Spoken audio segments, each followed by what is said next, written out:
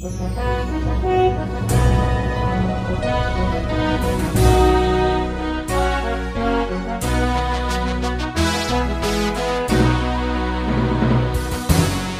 bagi saudara sekalian, marilah kita siapkan hati dan pikiran kita untuk menyambut firman Tuhan. Kita berdoa. Kasih karunia dan damai sejahtera dari Allah Bapa kita dan dari Tuhan Yesus Kristus menyertai kamu. Amin. Jemaat yang dikasihi Tuhan, firman Tuhan yang menjadi nas khotbah Epistel Minggu Rogate tanggal 14 Mei tahun 2023 diambil dari kitab Yunus pasal yang kedua, ayat yang pertama hingga ayat yang ke-10. Beginilah firman Tuhan. Berdoalah Yunus kepada Tuhan Allahnya dari dalam perut ikan itu. Katanya, dalam kesusahanku aku berseru kepada Tuhan, dan ia menjawab aku. Dari tengah-tengah dunia orang mati aku berteriak, dan kau dengarkan suaraku. Telah kau lemparkan aku ke tempat yang dalam, ke pusat lautan. Lalu aku terangkum oleh arus air. Segala gelora dan gelombangmu melingkupi aku. Dan aku berkata, telah terusir aku dari hadapan matamu. Mungkinkah aku memandang lagi bait-Mu yang kudus? Segala air telah mengepung aku, mengancam nyawaku. Samudra raya merangkum aku. Lumut lautan membelit kepalaku. Di dasar gunung-gunung aku tenggelam ke dasar bumi. Pintunya terpalang di belakangku untuk selama-lamanya. Ketika itulah Engkau naikkan nyawaku dari dalam liang kubur, ya Tuhan Allahku. Ketika jiwaku letih lesu di dalam aku, teringatlah aku kepada Tuhan, dan sampailah doaku kepadamu ke dalam bait-Mu yang kudus. Mereka yang berpegang teguh pada berhala kesia-siaan, merekalah yang meninggalkan Dia yang mengasihi mereka dengan setia. Tetapi aku dengan ucapan syukur akan kupersembahkan korban kepadamu. Apa yang kunazarkan akan kubayar. Keselamatan adalah dari Tuhan. Lalu berfirmanlah Tuhan kepada ikan itu, dan ikan itu pun memuntahkan Yunus ke darat. Demikian pembacaan firman Tuhan. Adapun yang menjadi tema dalam ibadah saat ini adalah berdoa. Jemaat yang dikasihi Tuhan, kita semua pasti mengetahui dan mengingat kisah tentang Yunus. Itu seorang hamba Tuhan yang dipilih oleh Allah untuk menyampaikan berita nubuatan sekaligus peringatan kepada orang-orang di Niniwe. Oleh karena pada saat itu orang-orang di Niniwe telah jauh dari Tuhan. Mereka telah melakukan beragam tindakan-tindakan yang tidak menyukakan hati Tuhan. Tuhan mau agar mereka bertobat, agar mereka meninggalkan segala tingkah lakunya yang jahat itu. Namun, Yunus sebagai Nabi Allah tidak mengindahkan perintah Tuhan itu. Justru dia pergi ke kota Tarsis untuk menghindar dari panggilan Tuhan. Dari kota Yope, ia berlayar menuju kota Tarsis. Dalam benaknya ia berkata bahwa dengan cara demikian, ia akan dapat bersembunyi dari hadapan Allah. Namun tidak seperti yang ia pikirkan. Justru ketika dia berlayar, pada saat itu juga Tuhan menyatakan kuasa-Nya dengan menghadirkan hujan badai yang begitu besar yang membuat seluruh penumpang kapal itu menjadi sangat ketakutan. Singkat cerita, pada akhirnya ketika mereka sudah mengetahui bahwa penyebab dari semua malapetaka itu adalah Yunus, mereka membuang Yunus ke dalam lautan. Dan setelah itu, maka gelombang lautan itu pun menjadi reda. Lalu apa yang terjadi dengan Yunus? Jemaat yang terkasih dalam nama Tuhan Yesus, dari sana kita dapat melihat sebuah pelajaran bahwa apapun Dan bagaimanapun cara Tuhan memanggil kita, kita harus mengindahkan, kita harus melakukan apa yang Tuhan perintahkan kepada kita. Tak satu pun yang dapat kita lakukan untuk menghindar dari panggilan Tuhan. Jika Tuhan berkehendak, maka kehendaknya harus jadi. Oleh karena itu, ketika saat ini saudara dipanggil oleh Tuhan untuk melakukan perintahnya, untuk melakukan apa yang Ia kehendaki, lakukanlah. Jangan bersembunyi dari hadapan Tuhan. Jangan menyimpang dari ketentuannya, namun lakukan seperti yang Tuhan mau. Jemaat yang dikasihi Tuhan, setelah mengalami pengalaman yang buruk akibat badai yang menerpa kapalnya saat melarikan dari hadapan Tuhan, akhirnya Yunus yang telah dibuang ke dalam lautan itu, yang telah tenggelam sampai ke dasar lautan itu, yang telah merasa bahwa itu merupakan akhir dari segala kehidupannya. Justru di sana Tuhan menyatakan kuasa-Nya. Tuhan memerintahkan seekor ikan yang besar dan menelan Yunus di dalam perutnya. Inilah jemaat yang dikasihi Tuhan yang menjadi latar belakang dari pasal yang kedua ini. Sebuah doa Yunus, permohonannya kepada Tuhan dikala dia sedang dalam perut ikan. Kita boleh bayangkan situasi di mana dia saat itu di dalam perut ikan, di tempat yang begitu mengerikan, di tempat yang begitu gelap, di tempat yang tak pernah terfikirkan olehnya, di dalam perut ikan. Ibarat sebuah kuburan yang telah menelan dia, di mana dia merasa tidak ada lagi kesempatan baginya untuk hidup. Yunus menyadari bahwa situasi itu menjadi sebuah peringatan baginya. Namun di tengah situasi yang begitu pahit itu, di dalam kegelapan yang begitu kelam itu, Yunus ingat akan Tuhan. Dikatakan dalam ayat yang pertama, berdoalah Yunus kepada Tuhan Allahnya dari dalam perut ikan itu. Di tengah kesusahannya, di tengah kesesakannya, Yunus berseru kepada Tuhan. Dan dia berharap agar Tuhan mendengarkan dia. Dan dia juga menyaksikan sesungguhnya ketika dia telah ditenggelamkan ke dalam lautan itu. Di sana Tuhan mendengarkan seruan Yunus.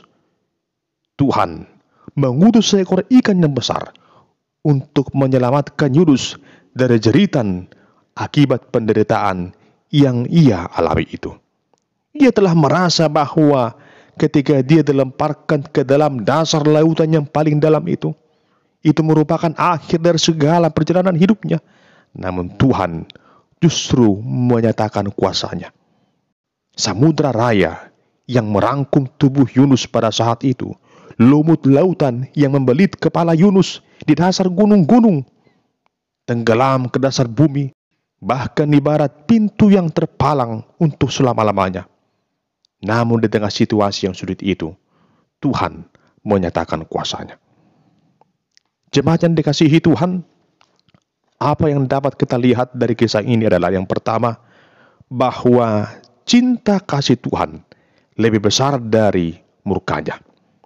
Jelas kita lihat di sini bagaimana Tuhan yang menegur Yunus, namun juga mengingatkan Yunus akan betapa besar cinta kasih-Nya kepadanya.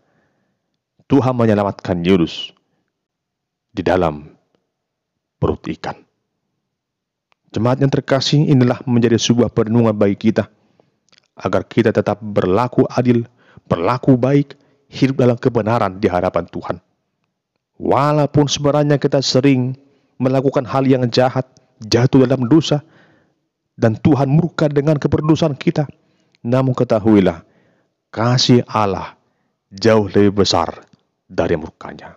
Oleh karena itu bersyukurlah, karena kita memiliki dan percaya kepada Allah yang sungguh mengasihi kita. Yang kedua, di dalam perut ikan itu, Yunus berdoa memohon keselamatan dari Tuhan. Sering kita mengalami situasi seperti Yunus, merasa bahwa pergumulan, penderitaan, beban hidup yang berat itu membuat kita semakin terpuruk dalam hidup ini. Namun di sini kita perlu menyadari Justru dalam kelemahan kita, kuasa Tuhan semakin nyata.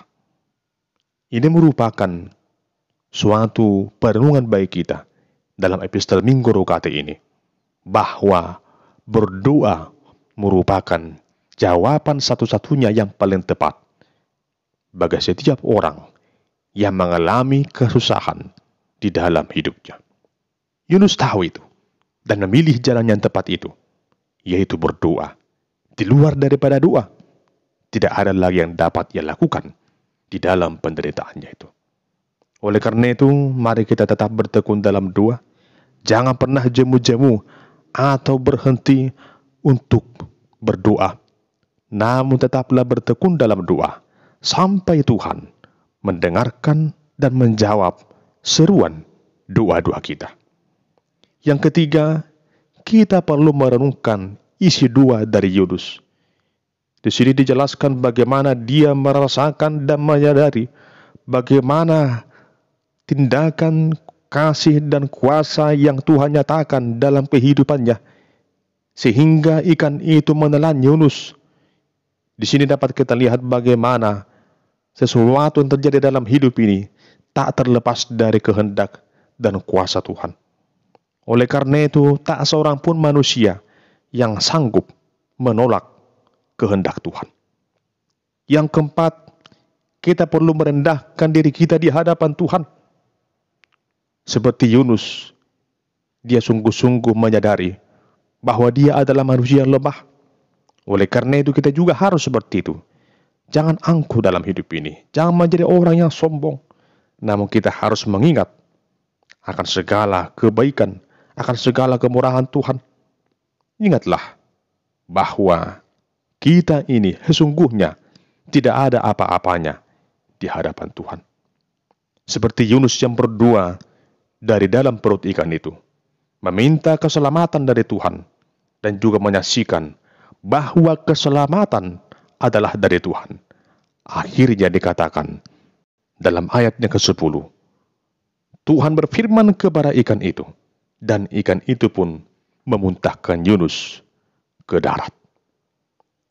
Jemaat yang terkasih, doa orang benar itu sungguh besar kuasanya. Doa Yunus yang telah bertobat, yang telah menyadari kuasa Tuhan yang jauh mengatasi segala-galanya, sungguh menyadari bahwa kuasa Tuhan itu, itulah satu-satunya sumber keselamatan baginya. Seekor ikan yang besar pun tunduk kepada Tuhan. Bahkan lautan yang bergelombang dengan begitu besar pun dapat tenang hanya oleh karena kehendak Tuhan saja. Gelombang kehidupan, pergumulan hidup yang berat akan dapat tenang ketika Tuhan memerintahkan semua yang begitu berat itu, semua kekelaman itu berhenti begitu saja.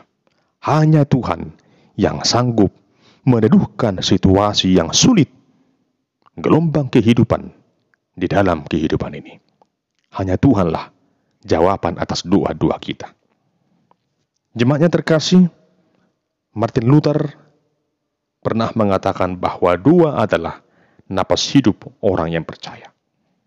Dari perkataan itu kita perlu merenungkan bahwa orang percaya yang telah beroleh keselamatan, yang telah merasakan kehidupan dari karya penebusan Kristus, haruslah sungguh-sungguh ingat dan bertekun dalam doa.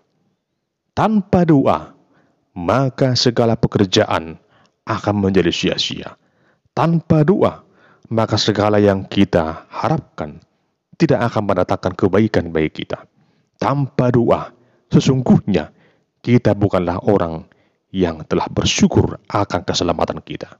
Oleh karena itu, orang percaya harus bertekun di dalam doa. Jemaat yang dikasihi Tuhan, oleh karena itu mari kita bersuka cita. Oleh karena Tuhan itu begitu baik, yang selalu mendengarkan segala doa dan permohonan kita. Mari kita serahkan semuanya yang kita harapkan, yang kita inginkan hanya kepada Tuhan. Segala pergumulan, segala keluh kesah. Jika Tuhan sanggup melepaskan Yunus dari pergumulan yang ia alami, di dalam lautan, dari dalam perut ikan itu, maka Tuhan juga pasti melepaskan kita dari berbagai ancaman pergumulan yang melingkupi kehidupan kita. Asalkan kita dengan sungguh-sungguh meminta pertolongan Tuhan dan keselamatan darinya hanya di dalam doa. Firman Tuhan berkata dalam Matius 7 ayat 7, mintalah maka akan diberikan kepadamu, carilah maka kamu akan mendapat, ketoklah maka pintu akan dibukakan bagimu.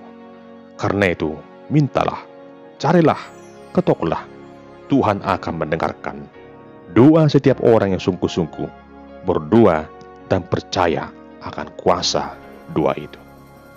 Amin. Kita berdoa. Ya Tuhan Allah Bapa kami yang di surga, tuntunlah kami menjadi pribadi yang sungguh-sungguh setia akan panggilan-Mu dalam hidup kami. Dan ajar kami untuk bertekun dalam doa, menyerahkan seluruh pergumulan hidup kami kepadamu saja ya Tuhan, yang sanggup mendengarkan segala doa permohonan dan melepaskan kami dari segala pergumulan dalam hidup ini. Dalam nama Tuhan Yesus kami berdoa dan bersyukur kepadamu. Amin.